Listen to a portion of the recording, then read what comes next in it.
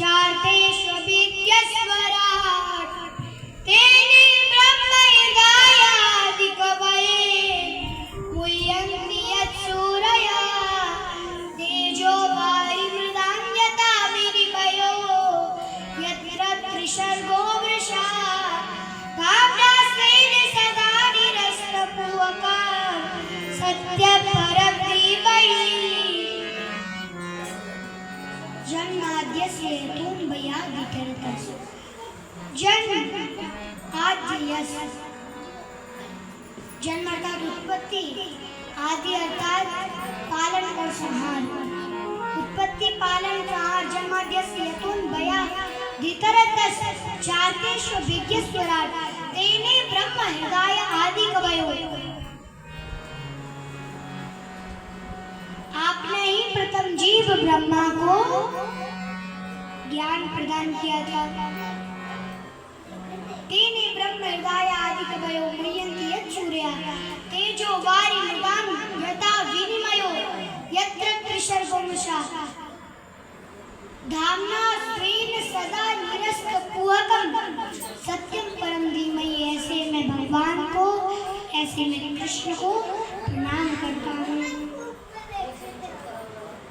धर्म प्रोजित कैतवत्र परमो निर्मत्सराणां सतां वेद्यं वास्त्रवमत्र वस्तु शिवदं तापत्रयोन्मूलनं श्रीमद्भागवते महामुनिकृते किं वा परीश्वरात् साद्यौ हृदये वरुध्यति पृथिवी शुश्रूषुस्मिस्तक्षणात्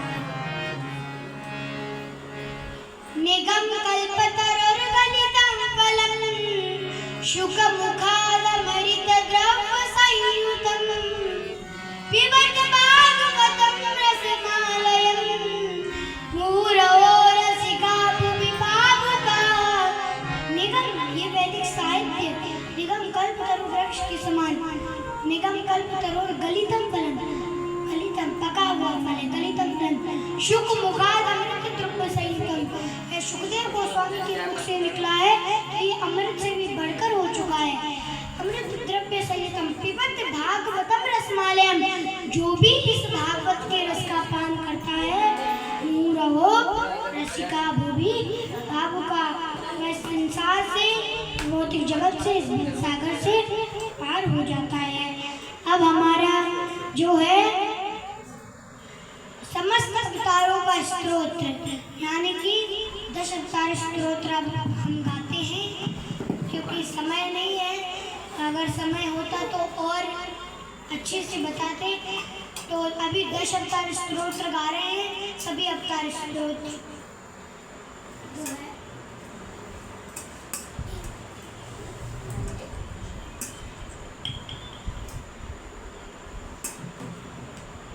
प्रलय पयोधि जले कृतवानसि वेदं पीतवहित्र चरित्रमकेरं केशवदीनाहीन शरीरा। जय जगदीश हरे, जय जगदीश हरे, जय जगदीश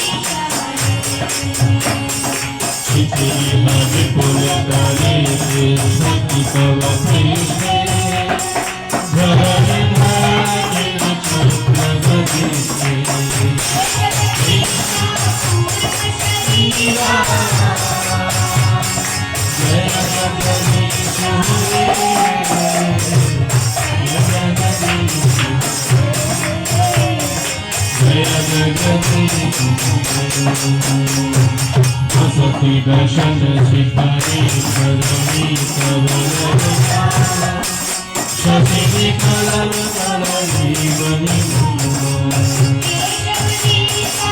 शुक्र रूपा। जय जगदीश हरे, जय जगदीश हरे, जय जगदीश हरे।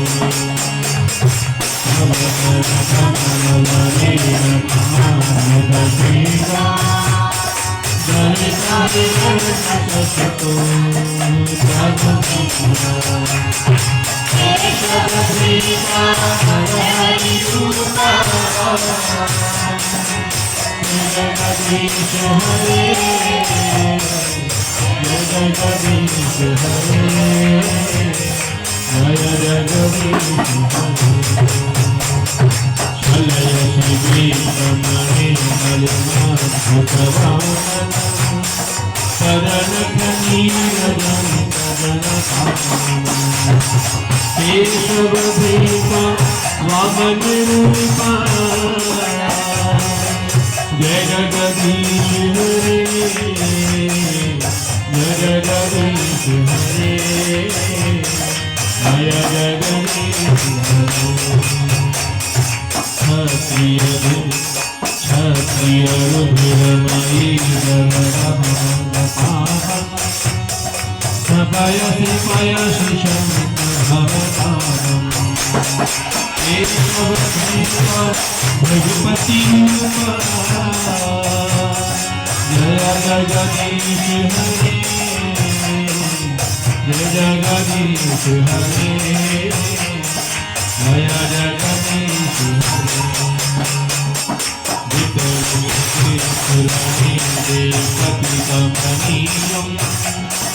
दशमुखमौलिबलरमणीयम् केशवधीकानामशरीरम्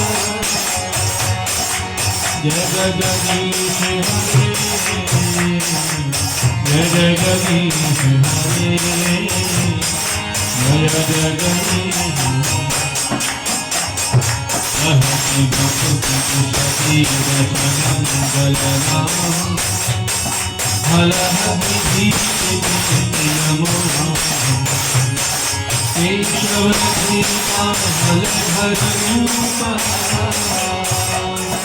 जय जगदीश हरे जय जगदीश हरे जय जगदीश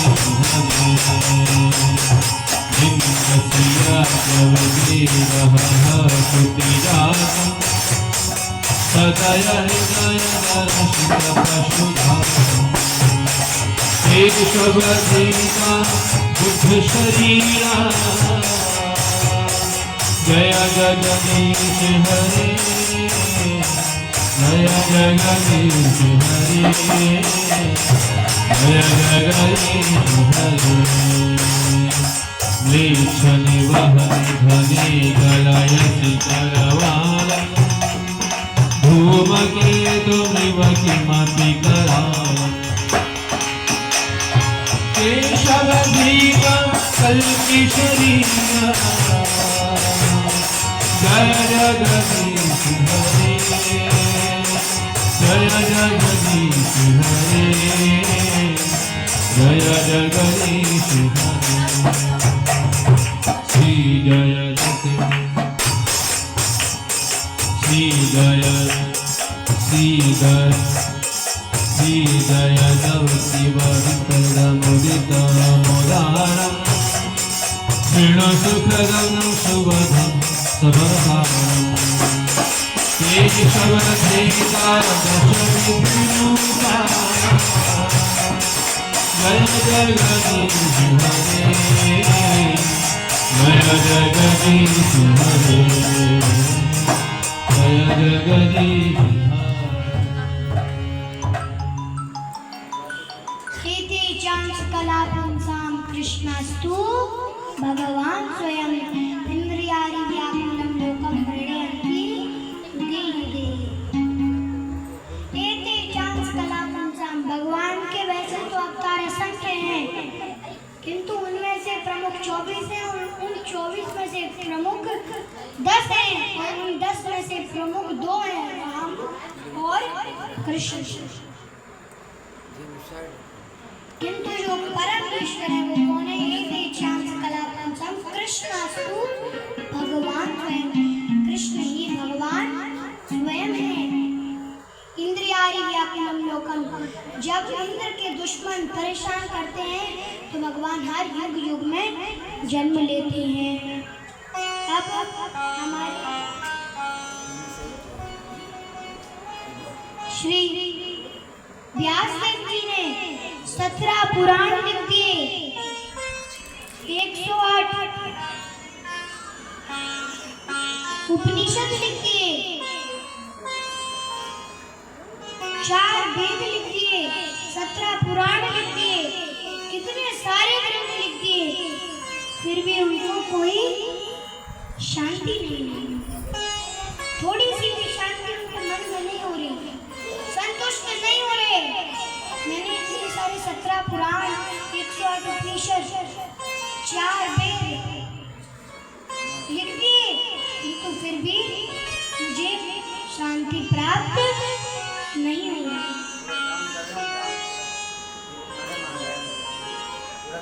मेरे को शांति प्राप्त नहीं हुई। बिन हरि कृपा मिला ही नहीं संता। बिना हरि की कृपा के संत नहीं मिलते। बिना हरि कृपा मिले नहीं संता। भगवान की बड़ी कृपा हुई कि संत नारद जी आए और श्री नारद जी ने कहा, भवतानुदितं प्रायं यशो भागवतं मलं। भवतानुदितं प्रायं यशो भागवतं मलं। येन वासो न तुष्ये मन्ये तद्दर्शनं किलं। भवतानुदितं प्रायं यशो भागवतं मलं। श्री नारद जी बोल रहे हैं कि तुमने 17 पुराण, 108 उपनिषद और 4 वेद सब कुछ लिख दिया, किंतु अभी तुमने किसका वर्णन नहीं किया। तुमने 17 दवाइयां तो खा ली, किंतु तुम्हें 17 दवाई खाने की कोई जरूरत नहीं है। तुम्हें एक दवाई खानी है। तो नारद जी कह रहे हैं तुमने एक चीज नहीं लिखी।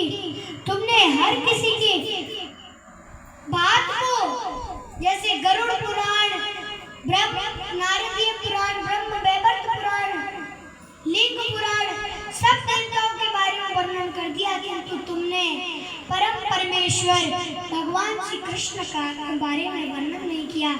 यथा धर्मादयाश्चार्थे मुनि वर्यान कीर्तिता न तथा वसुदेवस्य महिमा हेनु वर्णिता। तुमने यथा धर्मादयाश्चार्थे धर्म की बातें, दया की बातें मुनि वर्यान कीर्तिता, अलग अलग मुनियों की बातों को तो बहुत लिखा।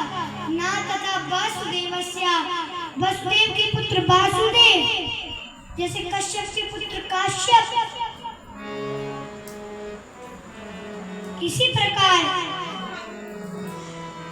तुमने भगवान की महिमा का वर्णन नहीं किया। वर्णिता। हमें इस कलयुग में केवल हरि नाम लेना है, और हरि नाम ले सकते हैं तो केवल गुरु के माध्यम से। गुरु होना चाहिए तो किसकी तरह होना चाहिए? श्रीला प्रभुपाद की तरह होना चाहिए। मैं प्रभुपाद जी की शॉर्टकट में आपको जीवन गाथा बताता हूँ। प्रभुपाद जी का कब जन्म हुआ था? 1896 में, 1896 में। प्रभुपाद जी का जन्म हुआ था 1896 में, 1896 में। और जब श्रीला प्रभुपाद 14 साल के थे, तब उनकी माता का क्या हो गया था? मरण हो गया था। वो बैकुंठ वास कर गई थी। 1910 में, 1910 में प्रभुपाद जी की मदर का देहांत हो गया था। और श्रीला प्रभुपाद ने स्टडी की, कहाँ स्टडी की? स्कॉटिश चर्च कॉलेज में। Scottish church college Prabhupada ji का जो पढ़ाई करने का कॉलेज था, वह स्कॉटिश चर्च कॉलेज था। और ऐसा नहीं है कि श्रीला प्रभुपाद जी जब डिग्री ले रहे थे उस स्कॉटिश चर्च स्कूल से, तो वो उन्होंने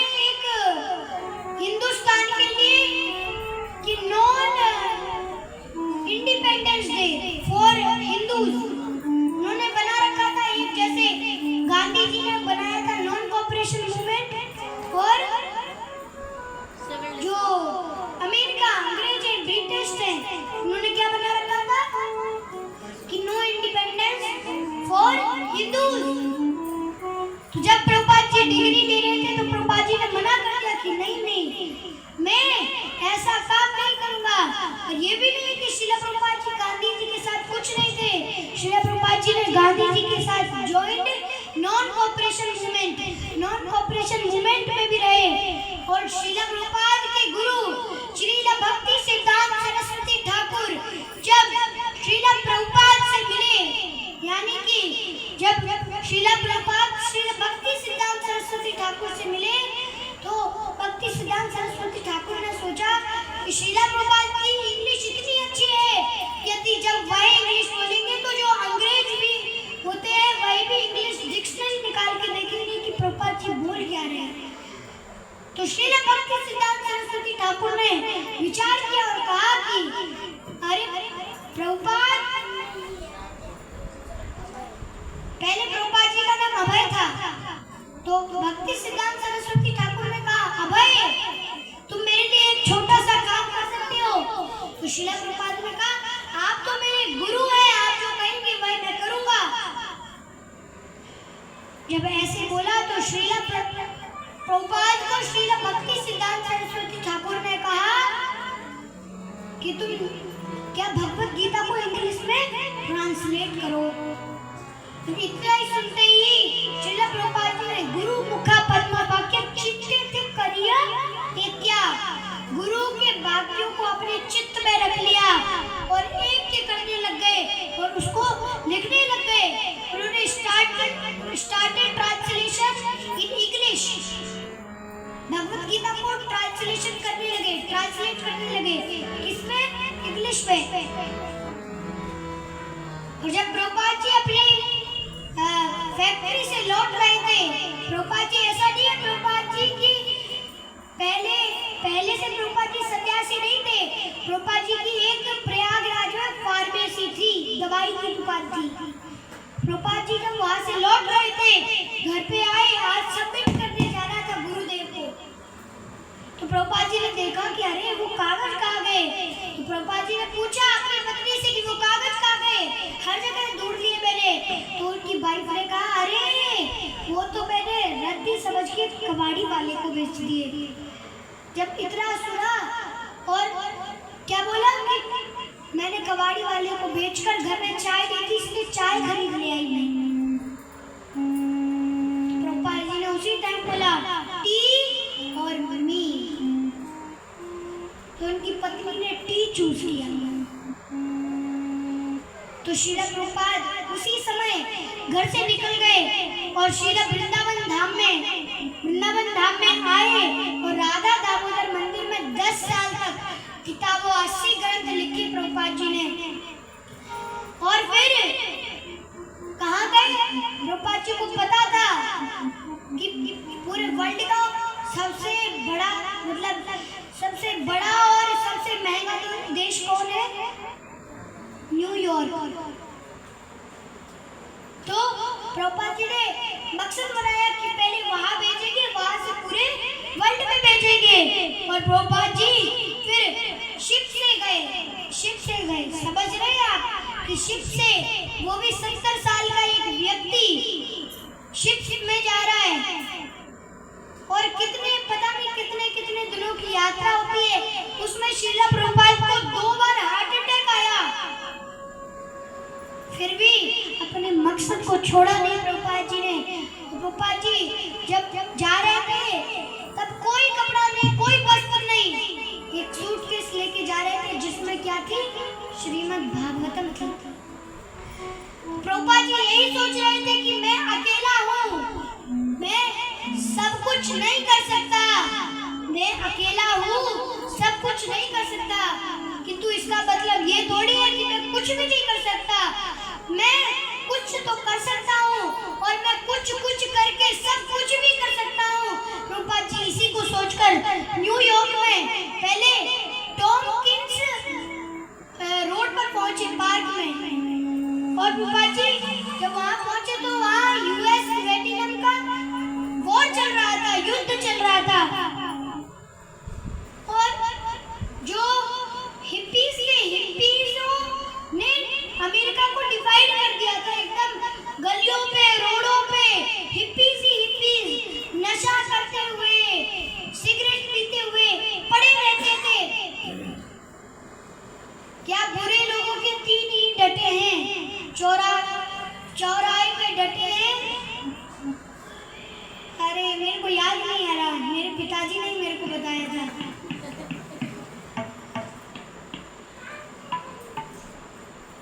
चौराहे पे डटे हैं और कपड़े फटे हैं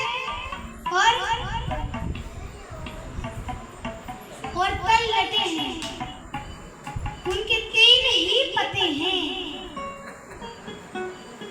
अब हिप्पी जो थे ऐसे ही अमेरिका में डिवाइड हो गए, हर एक कोने कोने में जहाँ देखो हिप्पी हिप्पी हिप्पी।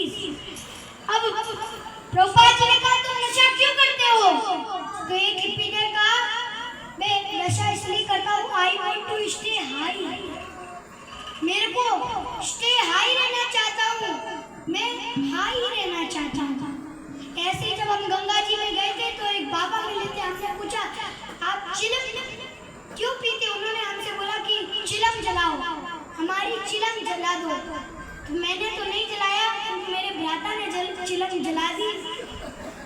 और हमने जब पूछा कि आप चिलम क्यों पीते हो, तो कहते I am the prime minister of this India.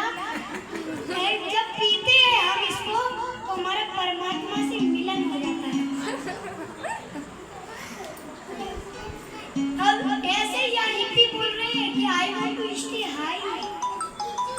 तो प्रभुपाद जी कहते हैं मैं तुम्हारे लिए एक समय के लिए, 2 समय के लिए नहीं, मैं I will stay high for you forever, हर समय के लिए स्टे हाई कर दूंगा। एक नशा आता है हरे कृष्णा महामंत्र वाला। अब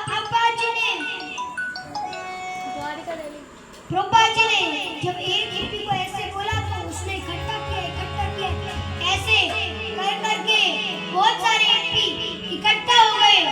और जब इकट्ठा हो गए तो प्रभुपाद जी ने अपने शिष्य बनाए, फिर 2 शिष्य कर करके 2 ऑस्ट्रेलिया में भेजे, 2 अमेरिका में भेजे, 2 अफ्रीका में भेजे, 2 एशिया में भेजे, अलग अलग जगह भेजे। और प्रभुपाद जी ने संकीर्तन को फैलाया और भागवत और भगवत गीता डिस्ट्रीब्यूट की। उस समय तो प्रभुपाद जी के समय तो 5.5 करोड़ भगवत गीता डिस्ट्रीब्यूटेड हो गई थी, किंतु आज के समय में देखो तो 55.5 करोड़ भगवत गीता बुक्स प्रभुपाद जी की डिस्ट्रीब्यूटेड हो चुकी है। और एक रिपोर्टर प्रभुपाद जी के पास आया और कहा कि आर यू ऑल्सो गॉड, आप भगवान हो? तो प्रभुपाद जी ने कहा नहीं, मैं भगवान नहीं हूँ, मैं तो भगवान का नौकर हूँ। फिर प्रभुपाद जी ने दोबारा बोला कि नहीं, मैं भगवान का नौकर भी नहीं हूँ, मैं तो भगवान के नौकर बनने की कोशिश कर रहा हूँ। I have to try to become a servant of God. ये न्यूज़ों में छप गया और प्रभुपाद जी फिर अपने शिष्यों को लेकर कहाँ गए? जगन्नाथपुरी गए। तो ज्यादातर शिष्य अंग्रेज थे, तो प्रभुपाद जी ने कहा कि हमें अंदर जाना है। तो पुजारी ने रोका, अरे नहीं, जो अंग्रेज है वो अलाउड नहीं है, आज भी अलाउड नहीं है, तो अलाउड नहीं है जगन्नाथ टेम्पल में। प्रभुपाद जी ने कहा अगर तुम हमें अंदर नहीं जाने दोगे तो हम जगन्नाथ जी को पूरे वर्ल्ड में लेकर जाएंगे। और फिर फर्स्ट वर्ल्ड वाइड रथ यात्रा प्रभुपाद जी ने स्टार्ट की 1965 में। 1965 में वर्ल्ड वाइड पहली रथ यात्रा स्टार्ट की प्रभुपाद जी ने, और उसी को देखकर जॉर्ज हैरिसन और बीटल्स बहुत प्रोत्साहित हुए और प्रभुपाद जी को उस समय 5.5 एकड़ जमीन दे दी। किसको दे दी? प्रभुपाद जी को दे दी, जॉर्ज हैरिसन एंड बीटल्स ने। उसके बाद शीला प्रभुपाद जो थे, शीला प्रभुपाद केवल 2 घंटे आराम करते थे, 22 घंटे हमेशा भगवान की भक्ति में लगे रहते थे। हम 22 घंटे आराम करते, 2 घंटे भी अच्छे से भगवान की भक्ति में नहीं लगते। कम से कम समय निकालो भगवान की भक्ति के लिए। प्रभुपाद जी को पता चला कि अरे मेरे को तो पूरा करना है अपने गुरुदेव का मकसद। वो लिखते थे, ग्रंथ लिखते थे और भी लिखते थे। तो प्रभुपाद जी ने सोचा कि अरे ऐसे कर लिखता जाऊंगा तो बहुत समय लगेगा। तो प्रभुपाद जी ने रिकॉर्डिंग करनी स्टार्ट कर दी। कैसे? डिक्टाफोन आता था उस समय, डिक्टाफोन से रिकॉर्ड करते थे, उनके पे शिष्य लिखते थे। उसके बाद जो उस समय की जो सुष्मिता जी है वो जो मिनिस्टर थी, प्राइम मिनिस्टर नहीं थी, मिनिस्टर थी, तो उन्होंने घोषित किया था कि भगवत गीता को राष्ट्रीय किताब घोषित किया जाए और यूनिवर्सिटी कैम्ब्रिज स्कूल में भी उसको कंपलसरी कर दिया पढ़ने को भगवत गीता को। और श्रील प्रभुपाद के लास्ट वर्ड थे that once should we chant the holy name of the Lord, that can be success and go to back Godhead। ये लास्ट वर्ड बोलते ही प्रभुपाद जी ने अपने प्राण त्याग दिए थे, शरीर त्याग दिया, बैकुंठ वास में चले गए, एंटरिंग नित्य लीला। ऐसे में श्रील प्रभुपाद को नमस्कार करता हूँ। ऐसे प्रभुपाद जी को तो भारत रत्न मिलना चाहिए, क्योंकि जिन्होंने हर एक आज 150 देशों में कितने मंदिर हैं, 850 मंदिर स्टैब्लिश्ड है। उस समय तो 108 प्रभुपाद जी ने किए थे, किंतु प्रभुपाद जी की कृपा से आज 850 मंदिर पूरे 150 देशों में। और श्रील गोपाल कृष्ण गोस्वामी महाराज, प्रभुपाद जी भगवान के सैनिक थे और प्रभुपाद जी के जो सैनिक थे हिजोलियस गोपाल कृष्ण गोस्वामी महाराज, उन्होंने कहा कितने देशों में प्रचार किया, कल्पना भी नहीं कर सकते। ऐसे दोनों महान पुरुषों को मेरा कोटि कोटि साष्टांग दंडवत प्रणाम। I offer my respectful obeisances unto His Holiness Gopal Krishna Goswami महाराज की जय। I offer my respectful obeisances unto His Divine Grace A.C. Bhaktivedanta स्वामी श्रील प्रभुपाद की जय। थोड़ा सा कीर्तन करते फिर आगे बढ़ते।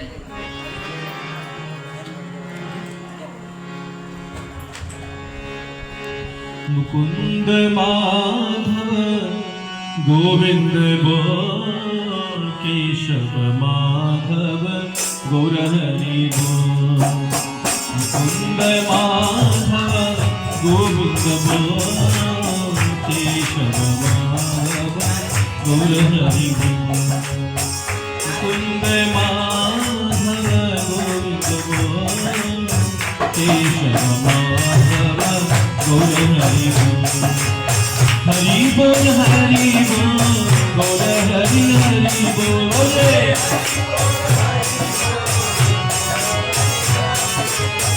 हरि बोल हरि बोल, गौर हरि हरि बोल। हरि बोल मुकुंद माधव केशव माधव गौर हरि बोल।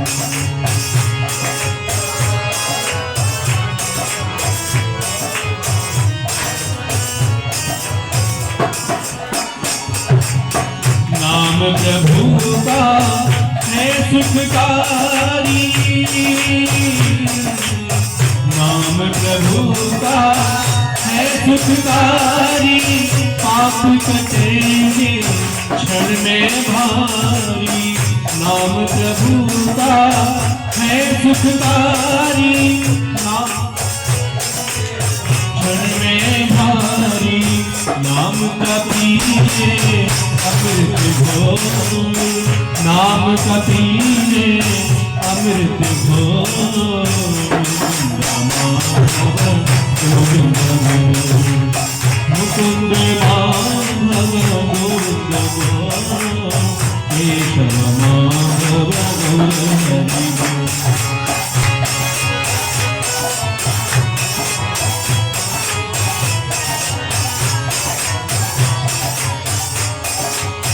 शबरी अहिल्या सगन कसाई, शबरी अहिल्या सगन कसाई, नाम जपन से मुक्ति पाई। शबरी अहिल्या सगन कसाई, नाम जपन से मुक्ति पाई।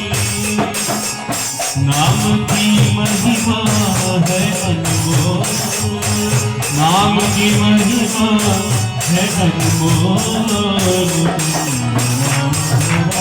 गोविंद मुकुंद माधव गोविंद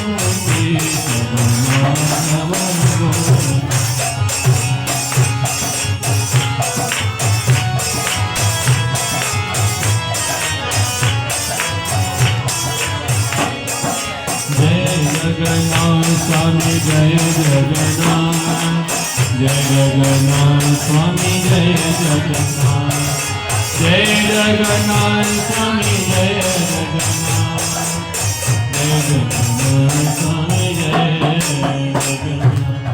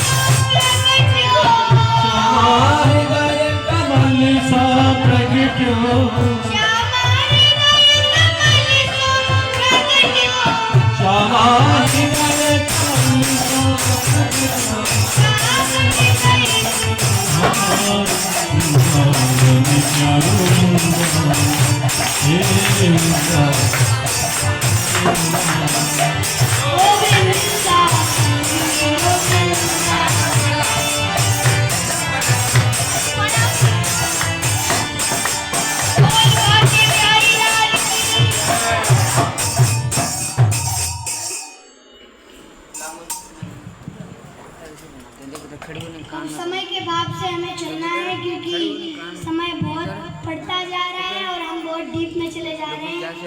तो अब कथा आती है। जो नारद जी हैं नारद जी अपनी कथा सुनाते हैं कि अरे तुम तो बहुत बड़े हो, मैं तो कहाँ,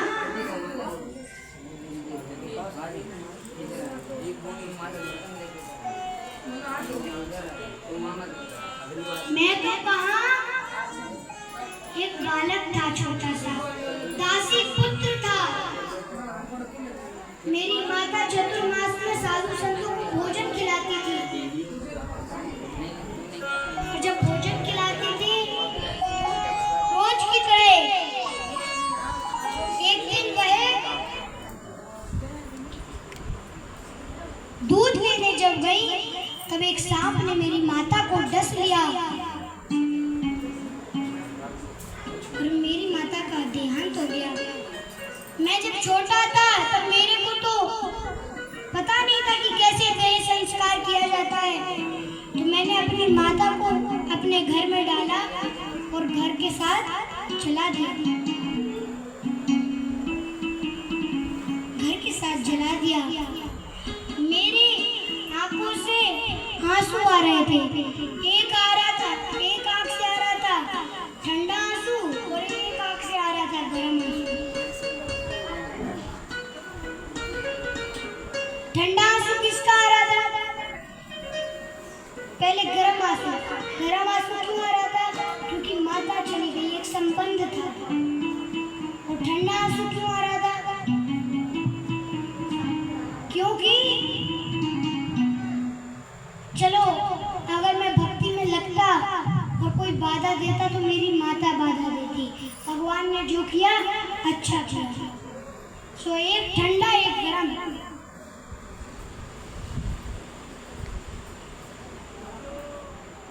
ऐसे ही सुखदेव गोस्वामी भी थे।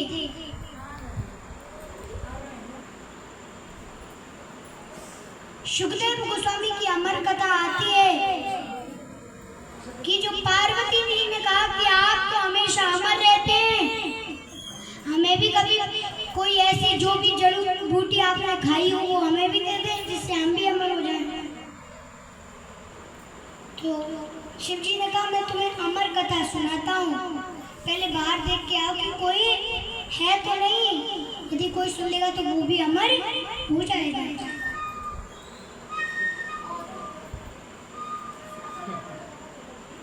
फिर बाहर गए तो उन्होंने देखा कि एक बिगलित अंडा पड़ा हुआ है। अब पार्वती जी सोचती हैं कि अरे बिगलित अंडा है, क्या कर लेगा। तो पार्वती जी वापस आती, पार्वती जी कहती है कोई नहीं। शिव जी कथा स्टार्ट करते हैं, कथा सुनाते जाते हैं। वो कथा सुनते सुनते वो बिगलित अंडा वापस एक या शुक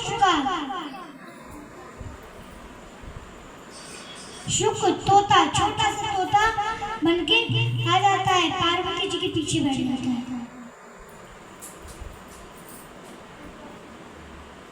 अब शिव जी सुनाते हैं और कहा था कि जब तक तुम सुनो तब हुंकार भरते रहना। हुंकार भरते रहना जिससे मेरे को पता लगे कि तुम निद्रा में तो नहीं चले गए।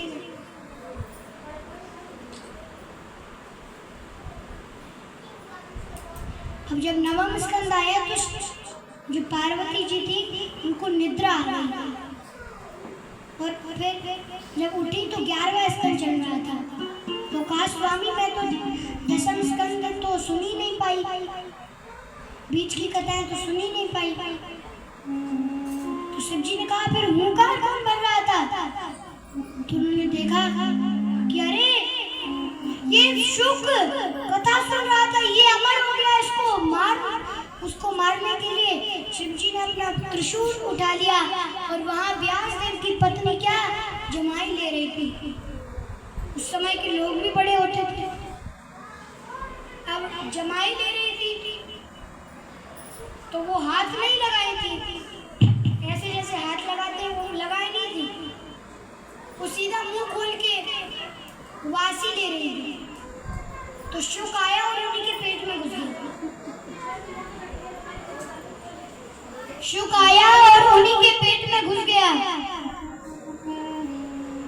अब शिव जी पार्वती माता कह रही है आप छोड़ दो आप। शिव जी कह रहे हैं वो अमर हो गया है, उसको नहीं होने देना।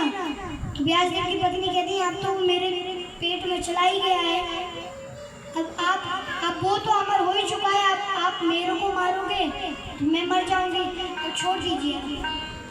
तो शिव जी ने छोड़ दिया।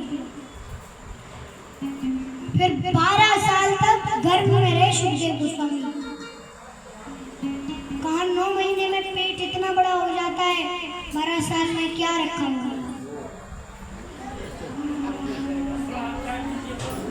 अब श्री सुखदेव गोस्वामी से उनके पिताजी व्यासदेव जी कहते हैं अरे पुत्र बाहर आ जा, तुम्हारी माता को कष्ट हो रहा है। तो सुखदेव जी कहते हैं नहीं, बाहर मेरे को माया पकड़ लेगी, अंदर ही भगवान की छोटी सी बेटी दर्शन। जब निकले तो यम प्रजन्मनुपेतो कृत्यं द्वैपायनो विरह कातरे आजुहावा पुत्रेति तन्मयतया करभो विनेदु स्तं सर्वभूत हृदयं मुनिमानतोऽस्मि। यम प्रजन्मनुपेतो कृत्यं द्वैपायन व्यास द्वैपायनो विरह कातर आजुहावा पुत्रेति तन्मयतया, पुत्र के पीछे भाग रहे हैं। अरे पुत्र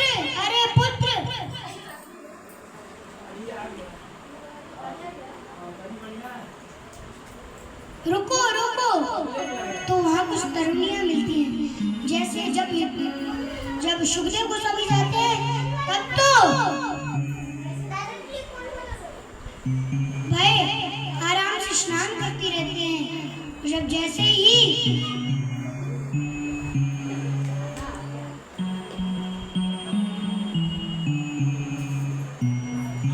व्यासदेव जी आते हैं तो वो तरुणियां वस्त्र पहन लेती हैं। तो शिव जी सुखदेव जी, क्षमा चाहता हूँ, सुखदेव जी कहते हैं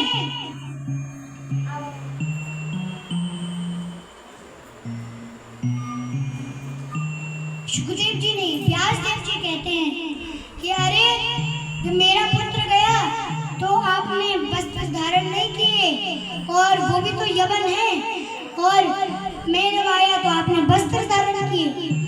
तो उन तरुणियों ने उत्तर दिया कि जो सुखदेव गोस्वामी उनको अभी कोई ज्ञान नहीं है कि उनको तो सब आत्मा दिख रहे हैं, सोल दिख रहे हैं, किंतु आपको ज्ञान है। आगे जब जाते हैं तो एक वृक्ष मिलता है, वृक्ष कहता है अरे व्यासदेव जी कहाँ भागे जा रहे हैं आप अब छोड़ दीजिए, हमारे ये पत्ते भी तो हमारे बेटे हैं, किंतु ये अपने लक्ष्य को प्राप्त करते हैं, ऐसे आप अपने पुत्र को लक्ष्य प्राप्त करने दीजिए। किंतु फिर भी व्यासदेव जी पीछे दौड़े जा रहे हैं। इतने में सुखदेव गोस्वामी कहाँ मंदिरा में घुस जाते हैं। तो व्यासदेव जी क्या गाने लगते हैं, पहला श्लोक क्या था,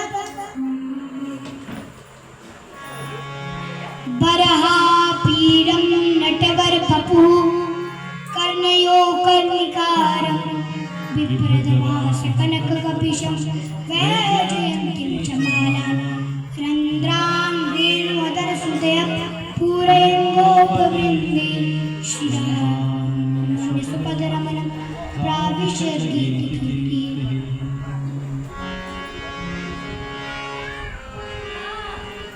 श्री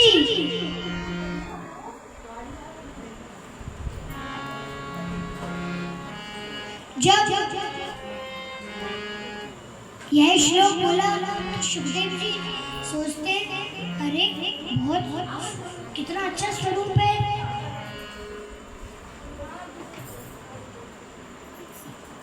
मोर मुकुट मुरली सब धारण करते हैं, बांसुरी धारण करते हैं, सुंदर है, नटों में सबसे ज्यादा अच्छा नृत्य करते हैं।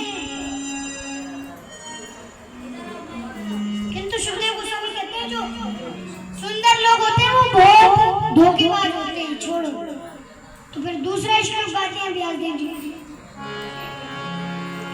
अहो अहोबकीयं स्तनकालकूटं जिघांसयायाप्यदप्यसान्वि लेभे गतिं दार्तचिन्तां तनोन्यं कम्बादयालुं शरणं भजामि।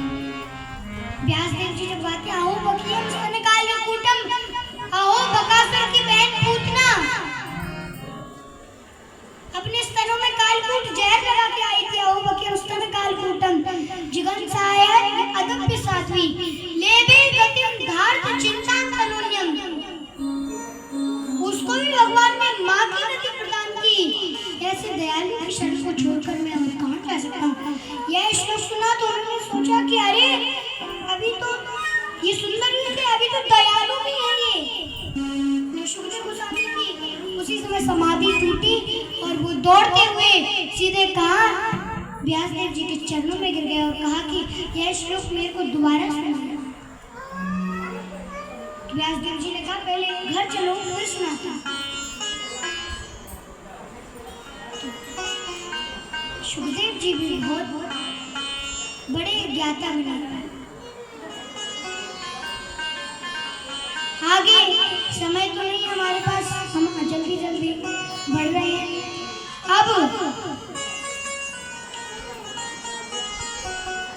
आगे द्रोण पुत्र को दंड आता है। यदा मृते कौरवशिष्टयानां वीरेष्वतः वीरगतिं गतेषु प्रकोदरा विगदा विमर्शा भग्नोरुदण्डे धृतराष्ट्रपुत्रे। युद्ध भूमि में पड़ा हुआ तड़प रहा है कौन? धृतराष्ट्र का पुत्र दुर्योधन। क्यों?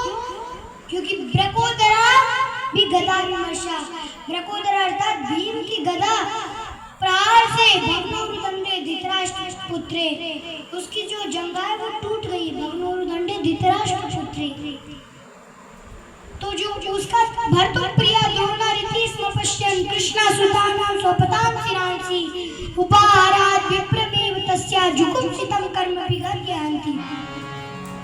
उसका परम प्रिय मित्र अश्वत्थामा द्रोणाचार्य का पुत्र कहता है कि जिन्होंने तुम्हें इतना कष्ट दिलाया मैं उनको मार के उनके सिर तुम्हारे सामने लेकर आऊंगा।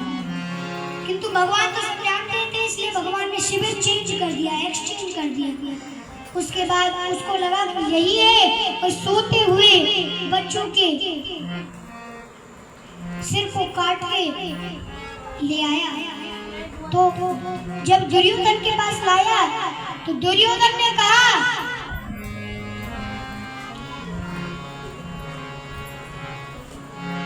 कि अरे अभी तो काली रात है, अभी देख तो सकते नहीं, बट भीम का मुख होगा बहुत क्या होगा।